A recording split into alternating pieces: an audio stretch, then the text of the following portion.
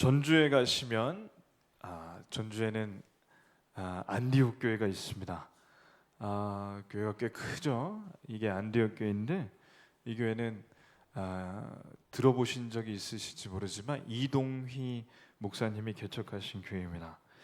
이 목사님은 한국교회 많은 성도들과 또 특별히 목사님들 그리고 그 중에서도 선교사님들이 가장 존경하는 그런 어른 목사님입니다.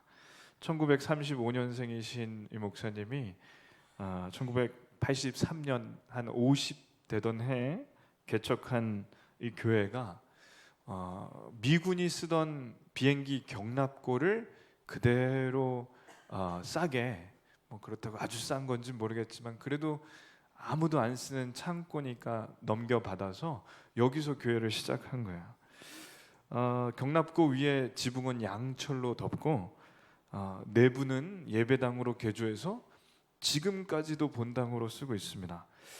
근데 교회 건물이 창고를 그대로 받아서 쓰다 보니까 이게 겉으로 보면 어떤 거냐면 깡통이 있는데 깡통을 이렇게 반으로 잘라서 그걸 그냥 이게 땅에다가 엎어놓은 것 같아요.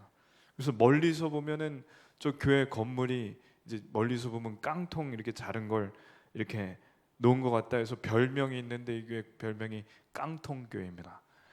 예, 그래서 지나가던 애들이 깡통교회다 해서 별명이 그렇게 붙여진 거예요. 어떤 분들은 포로 수용소 같다, 또 이재민 수용소 같다. 근데 정말 초라해 보이는 거예요, 이 교회가. 근데 이 교회가 초라해 보이는 것만 문제가 아니라 이 양철 지붕의 특징이 안 그래도 교회가 깡통 재질인 것 같은데 경납고니까 양철 재질이라 여름에 햇볕을 받으면 엄청 달궈져서 이 한낮에는 그냥 찜질방이 되는 거고 겨울에는 또 양철이니까 바람이 세게 불으면 차가워져서 냉장고처럼 되는 거죠. 그래서 이 교회는 에어컨을 여름에 아무리 켜더라도 밤새 켜놔야 낮에 좀 괜찮고 또 밤새 히터를 켜야 겨울에 괜찮은데 괜찮지도 않은 거예요.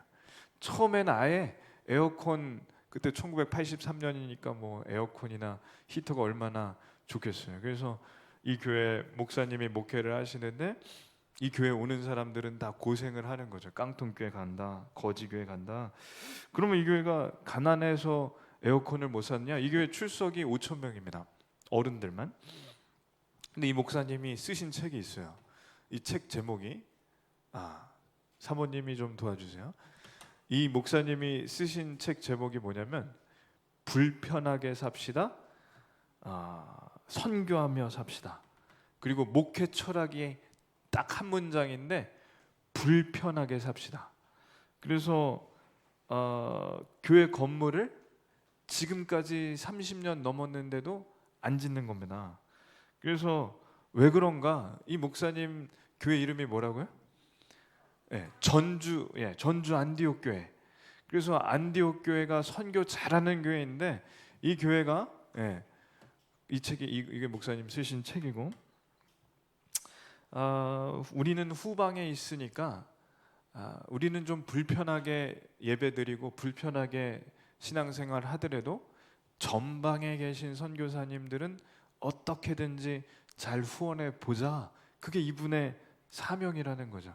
그래서 지금 현재 바울 선교회라고 이분이 은퇴하고도 계속 하시는데 전 세계 92개국에 이 교회 중심으로 460명을 파송했습니다. 굉장한 교회죠. 그럼 한번 생각해 보시면 460명이 선교사님이 뭐 대부분이 남자분이시니까 아내하고 아이들까지 합치면 4인 가족 기준으로 하면 대략 2,000명 위아래로 올라갔다 내려갔다 하는 거예요. 그러니 2,000명을 먹여 살려야 되는 겁니다. 왜냐하면 선교사님이 직장을 갖고 선교하면 잘 될까요? 안 될까요?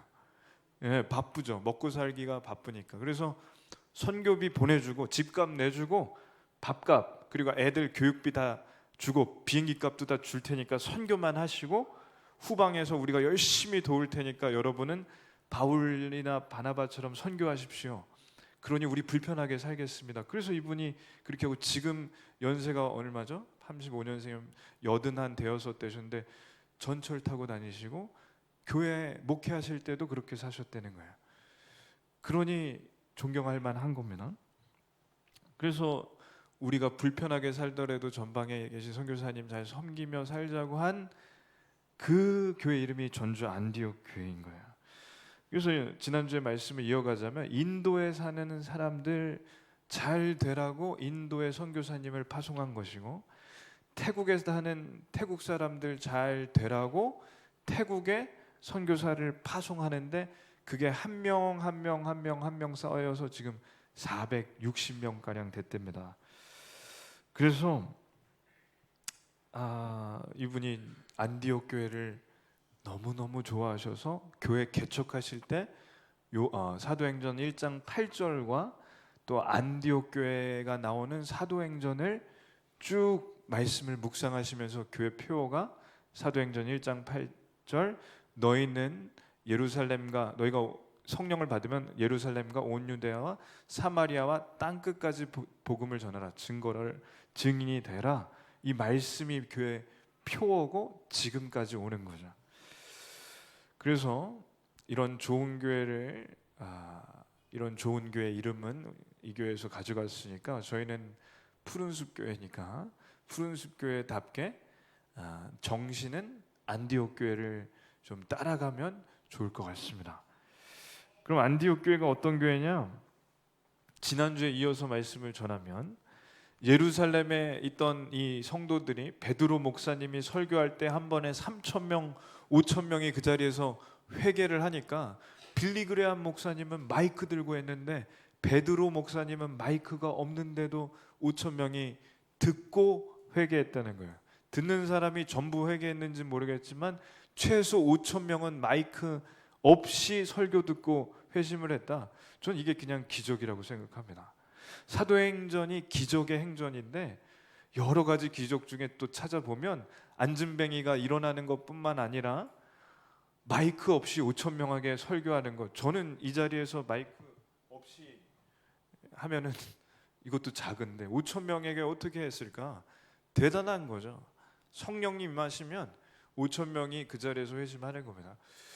그때 25,000명이나 되는 예루살렘의 교회 이 성도들이 갈수록 그냥 교회가 미어 터지니까 예수님을 죽였던 이 대제사장을 비롯한 종교 지도자들과 로마의 총독 빌라도를 비롯한 이 힘 있는 사람들이 이 사람들이 늘어나는 그걸 보고 걱정이 되는 거예요. 그래서 박해를 하기 시작하는데 그 중에서 유대인들 가운데 특별히 예수님이 하나님의 아들이라고 믿지 못하는 사람들, 이단이라고 생각하고 마치 우리가 신천지 이만희가 보혜사 성령 예수라고 거짓말을 하는 것처럼 예수님이 이만희 같이 보이는 사람들은 이 이만희를 따라다니는 사람을 잡아서 가만두지 않겠다고 생각하는 거죠.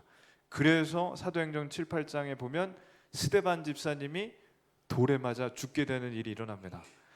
그러니 스데반 집사님뿐만 아니라 돌에 맞아 죽고 감옥에 갇히고 고문을 당하는 사람이 점점 늘어나니까 마치 유럽에서 청교도들이 미국의 종교의 자유를 찾아서 왔던 것처럼 이스라엘 이 예루살렘의 교회 사람들이 한경진 목사님이 영락교회 세운 것처럼 피난을 가서 교회를 세운데 그 교회가 이름이 뭐라고요?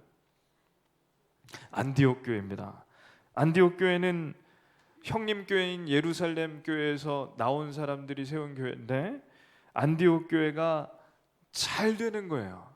그래서 형님 교회가 그 소식을 듣고 기뻤을까요? 배가 아팠을까요?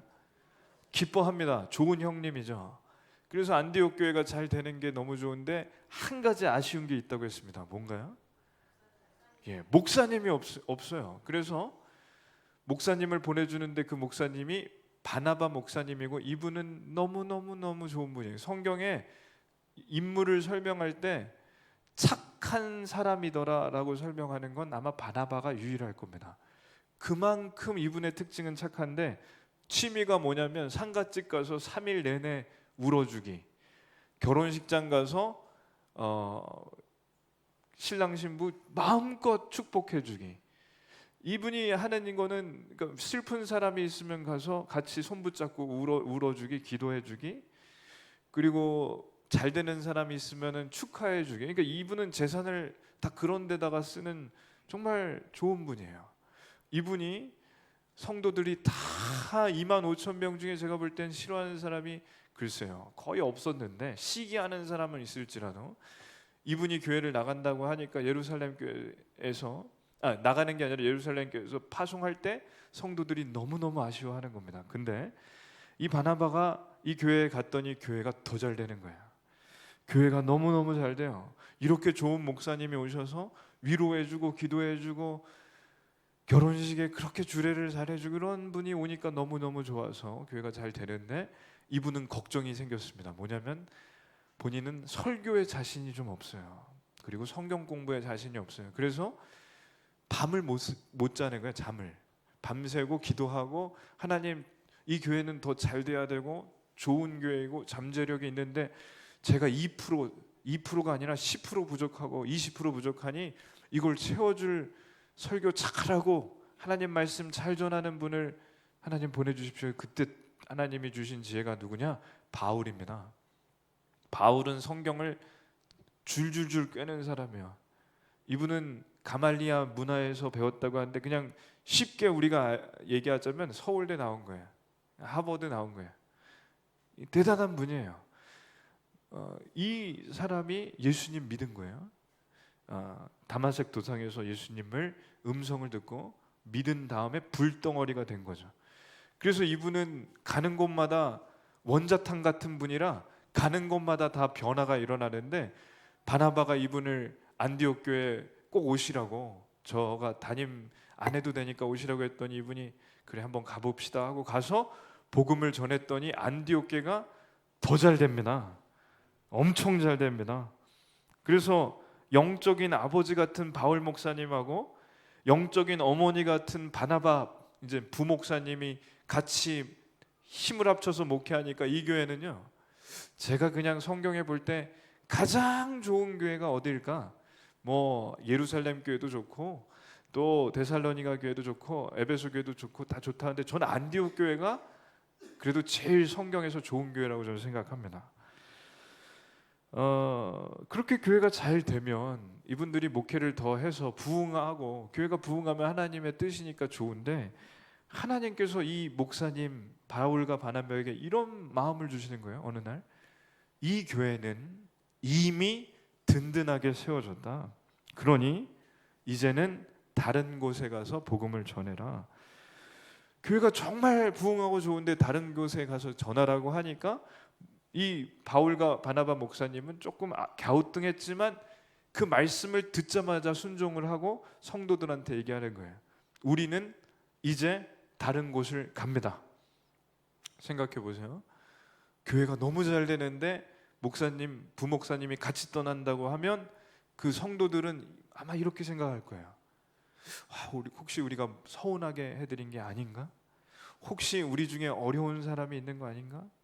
혹시 사례비를 좀 덜 드려서 그런 거 아닌가? 별 생각을 다 하겠죠?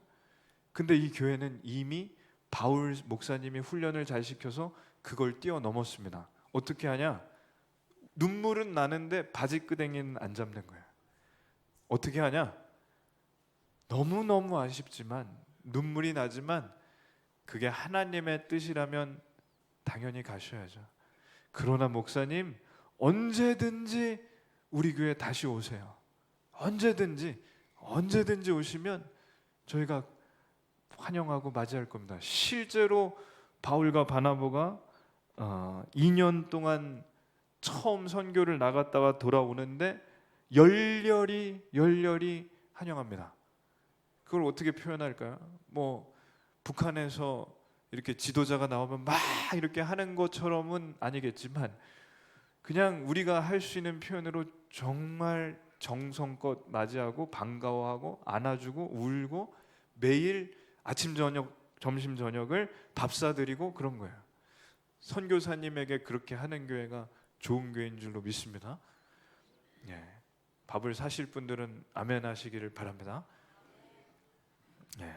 그래서 바울 목사님, 바나바 목사님이 가서 선교를 하고 돌아왔을 때 열렬히 환영하고 충분히 휴식을 취한 다음에 3년 또 2차로 가는데 그때도 다시 돌아온 게 안디옥 교회고, 안디옥 교회는 열렬히 환영하는 거예요. 따뜻하게.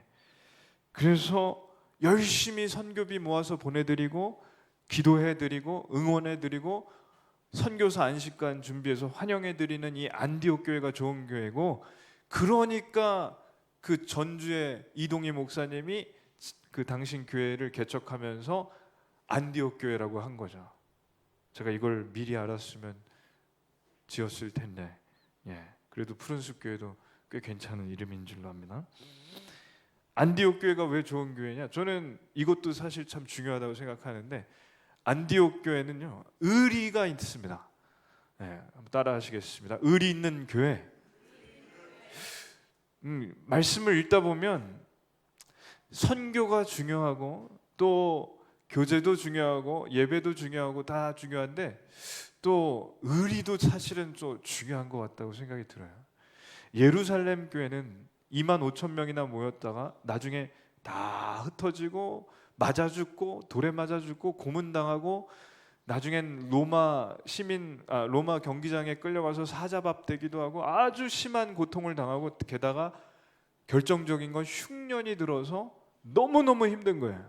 성도들이 까딱하는 잡혀가서 남한산성에 잡혀가듯이 잡혀가서 고문당하고, 까딱하다가는 끌려가서 지도새도 모르게 사자밥되고 사자한테 이렇게 팔 잘리고, 코바디스 영화 보시면 그런 고통을 당하고, 거기다 흉년이 들어서 먹고 살기 힘든데 안디옥은 그래도 상권이 있고 괜찮은 먹고 살만한 도시라 괜찮은 거예요. 근데 이 교회가 어떻게 하냐? 바나바를 보내준 교회가 어디죠? 예루살렘 교회입니다. 예루살렘 교회는 형님 교회입니다. 형님이 힘든 거예요. 동생은 잘 돼요. 그런데 동생이 그때 형님이 잘 안 되고 힘들다는 얘기를 들었을 때 어떻게 하냐? 헌금을 모아요. 그래서 이 헌금을 가지고 바울과 바나바 목사님을 보내드려요. 그때 저는 누가 제일 기뻤을까? 베드로도 기쁘고 야고보도 기쁘고 요한도 기쁘고 예루살렘 교회 이 목사님들도 기뻤지만 바나바가 제일 기뻤을 거예요. 바나바는 자기를 보내준 교회에 어렵다는 얘기를 듣고 고향 교회에 이 헌금을 가지고 돌아가니까 이 형님 교회인 이 자기 고향 교회인 이 교회를 들어갈 때 얼마나 마음이 기뻤을까요? 자기가 파송받아서 교회를 개척했는데 이 교회가 잘 돼서 헌금을 가지고 간다. 제가 듣기로 한국에 그냥 어느 교회라고 이름은 안 하겠습니다. 어느 교회가 부목사님을 파송을 시켜줬어요.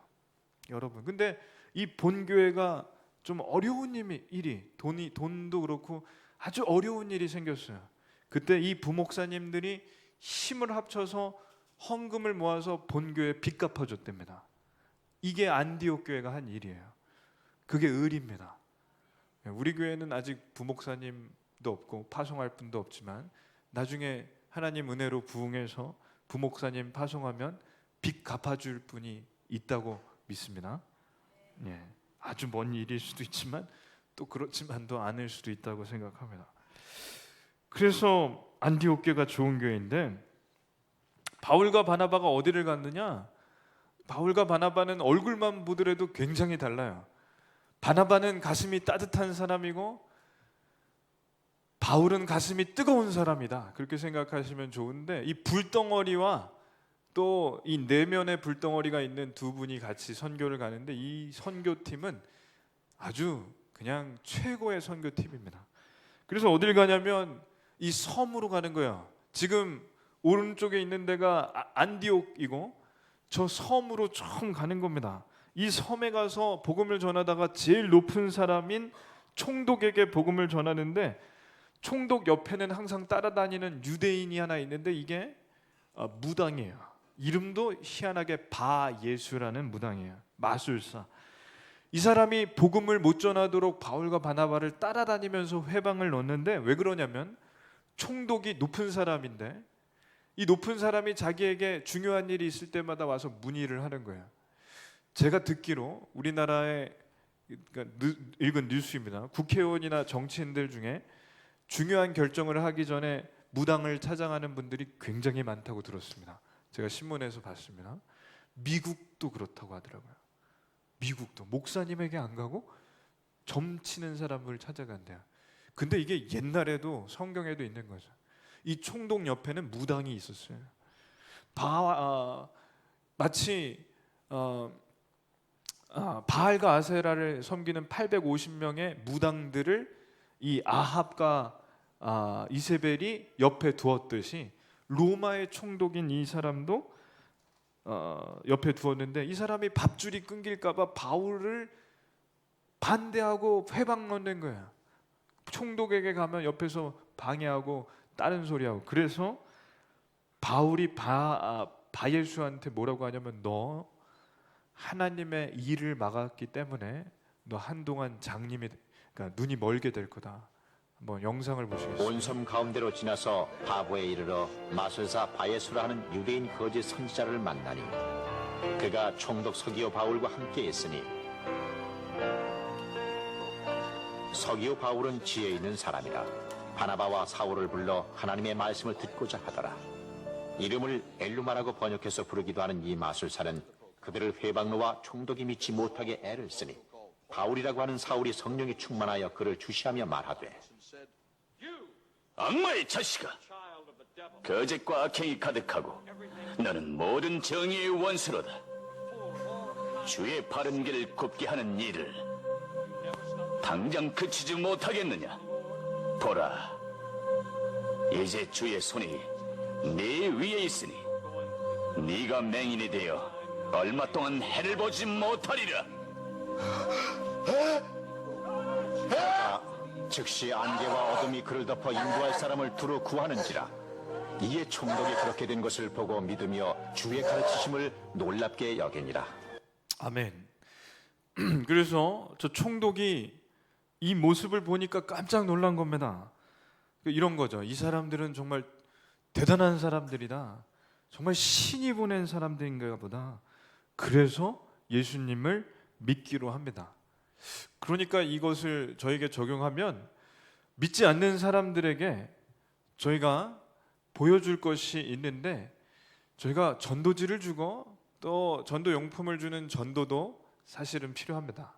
그런데 지금 보듯이 믿는 사람에게 신기한 일이 일어나면 그 신기한 일이라는 건 믿지 않는 사람들이 볼 때 이 믿는 사람에게 우리와 전혀 다른 모습이 있다는 걸 보게 되면 그게 굉장히 큰 매력이 됩니다. 아멘이십니까?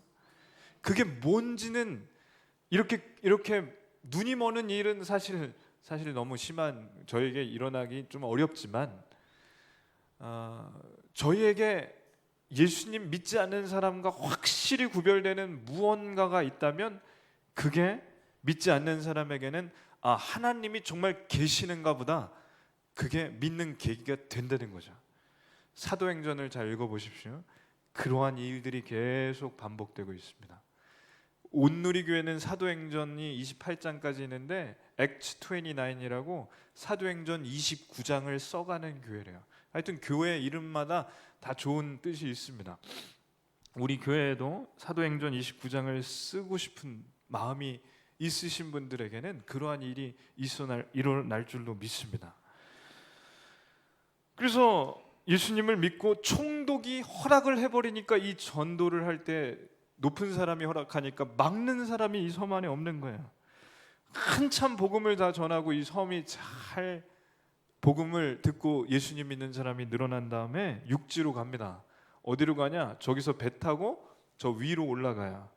저기가 버가라는 곳도 있고 바보라는 데도 있는데 여기에 가서 열심히 전합니다. 예수님을 믿으십시오. 그분이 진짜 하나님의 아들이십니다. 전부터 오신다 했던 그분입니다. 그분이 십자가에 못 박혀 죽으셨지만 3일 만에 다시 살아나셨습니다. 여러분도 그분을 믿으면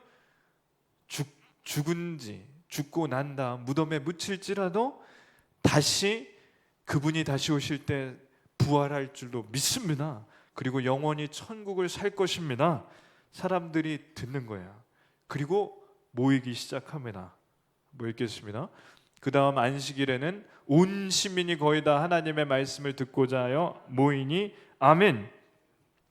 제일 잘 쉽게 설명하자면 저희 교회가 이제 10월에 캄보디아 선교를 가는 거죠. 가서 아마 영어를 거기서 들을 수 있다면 저도 설교할 기회가 아마 있을 수 있는데, 동네 사람들이 다 와서, 온 시민이 다 온 것처럼 동네 사람들이 다 와서 아마 우리가 돼지고기, 거기는 좀 싸다고 하니까 이렇게 잔치를 해서 사람들에게 이렇게 대접하고, 거긴 좀 가난하고 어려운 나라니까 이제 말씀을 전할 수 있게, 복음을 전할 때 다 들으러 오는 거예요. 그게 지금 바울과 바나바에게 일어난 일입니다. 말씀을 들었는데 더 듣고 싶고, 말씀을 듣고 더 듣고 싶은 일. 저희 캄보디아 선교팀에게 그런 일이 일어나게 기도해 주십시오. 그래서 너무너무 이 일이, 복음이 전해지고 선교가 잘 되는데 100명 중에 90명이 좋아하더라도 싫어하는 사람이 10명은 있는 거예요. 그 10명이 이를 갈면서 반대하고 가만두지 않겠다고 하는데, 여기가 저희가 가는 곳입니다. 뭐 읽겠습니다. 유대인들이 그 무리를 보고 시기가 가득하여 바울이 말한 것을 반박하고 비방하거늘 아멘. 그러니까 설교를 하는데, 제가 가서 설교하는데 90명이 처음 예수님 그러니까 믿지 않는 사람들이 와서 90명 중에 막 20명, 30명이 복음을 듣고 교회 다니겠다고, 예수님 믿겠다고 하는데 10명이 쫓아와서 소리 지르고 나가라고 하는 거예요. 소리 지르는 거예요. 그러면 바울이 여기서 마음이 약해져서 멈췄을까요? 그러니까 저희가 캄보디아 가서 5박 6일로 가는데 이틀째 저희가 그런 잔치를 해서 전도를 하는데, 제가 설교를 하다가 누가 와가지고 방망이 이런 걸 들고 와서 당장 안 나가면 가만두지 않겠다 하면 저희가 3일째 되는 날 비행기표 바꿔서 돌아올까요? 네, 방망이 든 사람을 요한 집사님에게 맡기고 저는 설교를 하면 됩니다. 그래서 요한 집사님이 간대요. 그리고 맞으면 알아서 자기 치료하고 그러면 되죠. 자, 그래서 멈추지 않았습니다. 왜냐하면 이유는 간단한데, 하나님이 가라고 하시니까 간 것이고, 하나님께서 전하라고 하시니까 전한 겁니다. 스데반 집사가 그러다가 죽은 것처럼 바울도 언제든지 죽을 결심이 돼 있고, 죽으면 어디 가나요? 그러니까 전하는 겁니다. 이걸 왜 하느냐? 지난주에 한 말씀하고 이어집니다. 따라 하시겠습니다. 예수님 믿고 잘 되라고. 그러니까 예수님 믿고 잘 되라고 간 거예요. 근데 사탄은 이게 제일 싫은 겁니다. 그러니까 사람을 통해서 사탄이 일하는데 반박하고 비방하는 거죠. 선교지에 가면 이러한 일이 더 심하다는 거예요. 한국 땅에서는 오히려 안 일어난대요. 왜냐하면 오히려 무관심하기 때문에, 이제는 전도하는 것에 사람들이 워낙 많이 받으니까 이제 무관심하다고. 제가 오늘 차량 운행을 했는데 교회들이 많이 나와서 이거 하더라고요, 전도. 근데 사람들이요, 받는 사람도 10명 중에 2-3명이 안 되는데, 받으면 어떻게 하냐? 제가 받는 걸 봤더니 여기서 받았는데 저기에 다 모여 있어요. 전도지가 쓰레기로. 이게 전도지를 사람들이 이제 어느 정도로 생각하냐면, 아파트 전단지 있잖아요, 분양 전단지, 그거하고 이거하고 똑같이 생각하는 거예요. 이 시대가 그런 겁니다. 근데 선교지는 아니에요. 아직 못 들어봤어요. 한 번도 못 들어봤어요. 그래서 가야 되는데, 제가 전에 대구에서 섬기던 교회가 교도소에 1년에 3번 정도 갔습니다. 3-4번. 부목사님들이 많아서 이렇게 순번을 정해서 돌아가면서 하는데, 제가 한 1년에 2번 정도 혹은 3번 정도 갔습니다. 그때 놀라운 사실을 알게 됐는데, 처음에 들어가기 전에 이렇게 검사를 많이 하더라고요. 뭐 신분증도 검사하고, 뭐 흉기가 될 만한 거, 그리고 재소자에게 뭔가 전해줄 만한 게 있나, 이걸 아주 철저히 검사해서 아무것도 그런 전해줄 게 없이 들어가게 하는데, 그래서 좀 긴장이 되고, 또 이렇게 들어갈 때 참 마음이 어려운 건 영화에서만 봤는데 이거 문을 하나 열고 그 사람이 문을 잠더라고요. 그러니까 여기 들어갔는데 거기 철컥 소리가 나니까 마음이 좀 그랬습니다. 근데 그게 하나가 아니라 또 하나를 열더니 그 사람이 열쇠를 이렇게 또 잠가요. 그래서 밖으로 나가려면은 이거 문 한 3개 열고 나가야 되는데 이상한 생각이 드는 거예요. 이거 좀 불안하더라고요. 뭐 그럴 일은 없겠지만 재소자들이 폭동을 일으키진 않겠지만 그래서 좀 마음이 어려운 마음으로 들어가면 어떤 사람이 있을까 하고 딱 올라가서 설교를 하려고 이렇게 섰는데 이상한 걸 알게 된 거예요. 신기한 걸. 앉아 계신 분들의 얼굴을 제가 이렇게 못 보다가 올라가서 봤는데 잘생긴 거예요. 그리고 멀쩡한 거예요. 제가 생각할 때는 거기 한 200명이 있었는데 200명 중에 한 100명은 이래가지고 조직 이런 분들이 올 줄 알았는데 너무너무 신기한 게 잘생긴 분들이 그러니까 그렇게 생각하고 그런지 몰라도 잘생긴 분들이 많고 또 거기에 지적인 분들도 많아요. 안경 끼고. 그래서 제가 생각한 거는 조직이 와야 있어야 될 것 같은데 제가 생각할 때는 아니 이 사람들 어디 잘못 들어온 게 아닌가라는 생각을 했어요. 이분들이 여기에 오는 데는 도대체 무슨 사연이 있길래 저렇게 멀쩡한 분들이 들어왔나? 전혀 다르지 않습니다. 그냥 밖에 있는 사람하고 거기 있는 사람은 다른 거 옷만 다른 거예요. 그러니까 제가 고정관념이 깨지더라고요. 그분들이 찬양을 하는데요, 잘하는 거예요. 그 악기를 7개인가 연주를 하고 그 중에 지휘하는 분은 신효권 형제보다는 못하는데 이걸 뭐 딱딱 맞춰서 잘하는 거예요. 피아노 치는 분도 있어요. 그러니까 이분들이 여기 왜 들어왔는지 모르겠더라고요. 그래서 말씀을 전할 때 어떤 마음이 드냐? 진짜 이분들이 예수님 믿는 분도 있겠다. 근데 만약 오늘 이 자리에 안 믿는 분이 있다면 예수님 믿고 밖에 나가셔서 잘 되시면 좋겠다.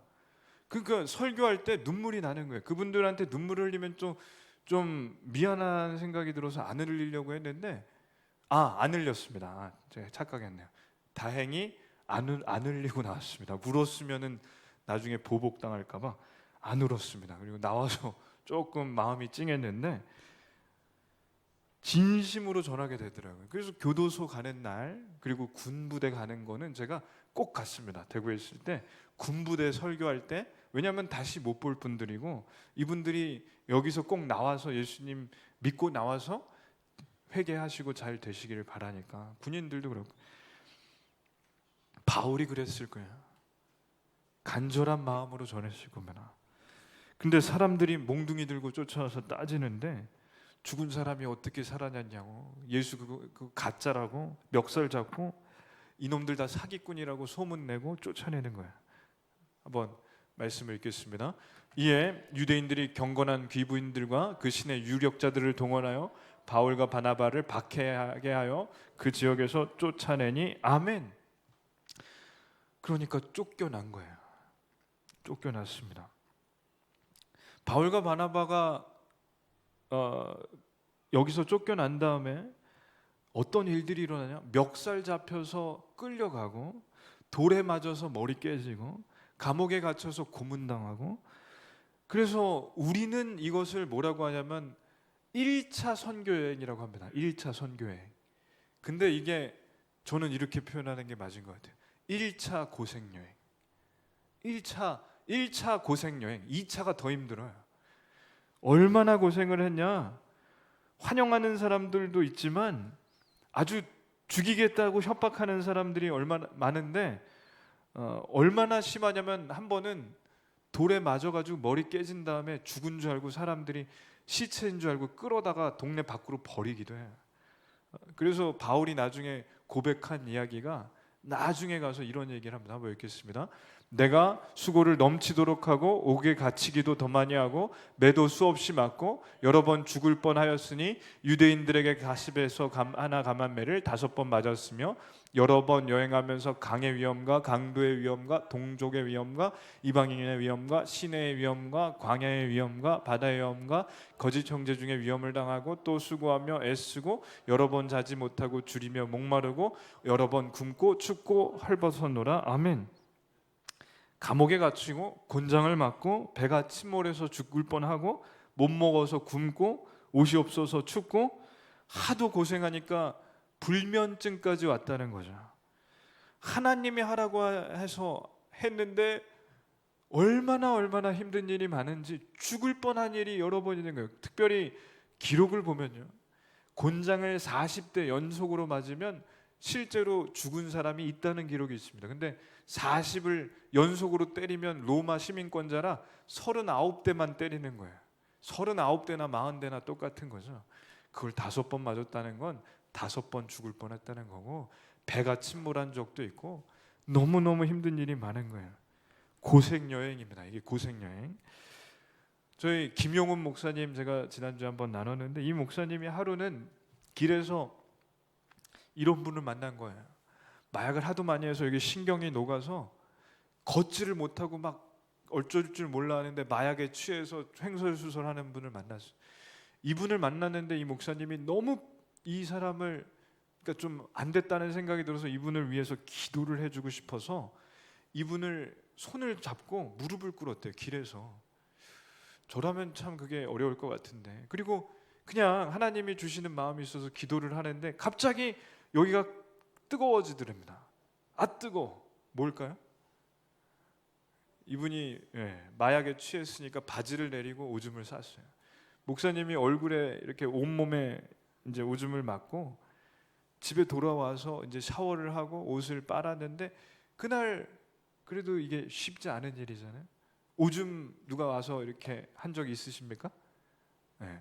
제가 아는 어느 분은 친구들하고 7살 땐가 누가 와서 괴롭힘을 당했었는데 애들이 와서 1명인가 2명이 자기한테 소변을 본 게, 지금 그분이 69이신데 지금도 걔네들 생각하면은 가서 때리고 싶다고, 63년째 때리고 싶은 마음이 있으시대요. 그러면 이분은 얼굴에다가 했는데 얼마나 이게 힘든 일이겠어요. 제가 이런 얘기를 또 한번 들었는데, 중국의 선교사님이 코스타 때 오셔서 설교하시고 강의하시는데 중국인들을 사랑하라는 마음을 주셔서 중국 선교를 갔는데, 하루는 슈퍼에선가 뭘 사가지고 집에 돌아가는 길에, 거긴 자전거를 많이 타니까 자전거를 타고 이렇게 뒤에서나 앞에선가 이렇게 쭉 가는 분이 소리를 이렇게 들으니까 가래를 이렇게 모은 거예요. 아이 뭐야 하는데 그 자전거 타고 가다가 여기 옆에서 퇴 뱉었어요. 선교사님은 이렇게 가고 자전거가 이렇게 하면서 퇴. 그러니까 이상하게 선교를 하면 얼굴에 뭘 맞아야 되는지 여기에 가래침이 팍 맞아서 이렇게 붙었는데, 이 선교사님이 그래도 중국 사람들을 선교하려고 갔는데 이걸 맞았을 때 살인 충동이 일어나더랍니다. 살인 충동이. 그게 얼마나, 그날 집에 와서 이분이 또 세수하고 다 그날 손수건 닦고 또 세수하고 몇 번 샤워를 하면서 이 마음이 얼마나 어려웠던지, 이 정도만 해도 참 어려운 일인데 하나님은 바울과 바나바에게 이것보다 훨씬 더 힘든 고생 여행을 시키셨으니 참 이게 어렵다는 거죠. 그래서 오늘 나누고 싶은 말씀은, 오늘 저희가 선교 이번 여행에 8명 신청했습니다. 좋은 일이죠. 아이들까지. 그래서 8명이 가게 됐고, 그 중에서 이제 특별히 뭐 김현우 집사님이나 류인자 집사님, 박요한 집사님, 뭐 이고은 집사님 이렇게 작년에선 가는데, 이런 일이 없을까요? 전 없기를 바라는데, 제가 태국에 선교를 갔더니 5일을 갔는데 음식이 너무 안 맞더라고요. 그 중에 똥냥꿍이라고 들어보셨습니까? 이름도 참 이상한데 똥냥꿍. 그래서 딱 봐도, 근데 신기한 건 그 음식 모양도 모양이 있어요. 그러니까 이걸 보면 먹고 싶은 마음이 하나도 안 드는데 그 사람들은 이걸 너무 우리 김치찌개 같이 좋아해요. 처음에 갔는데 이걸 먹으라고 주는데 극진하게 대접하는 거죠. 아니, 김치찌개지만 잘하는 집을 간 거죠. 근데 잘하는 집일수록 그게 그거 같아요. 색깔도 모든 게 냄새도 시큼하고 이상. 그걸 먹어야 되는데 이걸 먹어야 되는데 참 그게 어렵더라고요. 그래도 먹었습니다. 근데 놀라운 게 태국에 두 번째 갔더니 맛있더라고요. 그게 사실은 쉬운 것 같지만 그게 또 별거 아닌데도 그 선교 가면은 겪는 일인데 물도요. 거기는 정제가 안 됐기 때문에 배탈 날 가능성이 많아요. 정수기가 없어요. 한 번은 식당에 선교사님이 이제 목사님 세 분하고 같이 가는데 뱀탕을 내오더라고요. 뱀탕. 그래서 이제 선교는 그만 가는 게 좋겠다. 뱀탕인데 껍질이 나오는데 이번에 안 나오기를 기도하십시오. 근데 이거를 나오면 어떻게 해야 돼요? 먹어야 되죠. 그러니까 선교는 설교하고 비행기 타는 게 어려운 게 아니라 음식도 사실은 어려운 거예요. 그러니 근데 바울과 바나바에 비하면 고생이라고 할 것도 없지만 이제 이러한 일이 지금 제가 겪은 걸 볼 때 최악을 생각해 보세요. 침 뱉고 오줌 싸고 뱀탕 먹고 몽둥이 들고 쫓아와요. 선교 오늘 취소하시겠습니까? 집 떠나면 고생인데 고생 중에 이런 고생이 있다면 가실 거냐는 거죠. 오늘까지 마감이니까 취소하셔도 괜찮습니다. 돈도 안 내셨으니까. 저는 오늘 말씀을 한참 봤는데요. 멱살 잡혀서 동네에서 쫓겨난 바울과 바나바가 어떻게 했느냐가 중요합니다. 저기서 쫓겨났습니다. 그 다음에 어떻게 했냐? 말씀을 읽겠습니다. 두 사람이 그들을 향하여 발에 티끌을 떨어버리고 이고니온으로 가거늘. 아멘. 그냥 우리 젊은 사람들 얘기로 쿨하게 발을 탁탁 털고 다음 곳으로 갔습니다.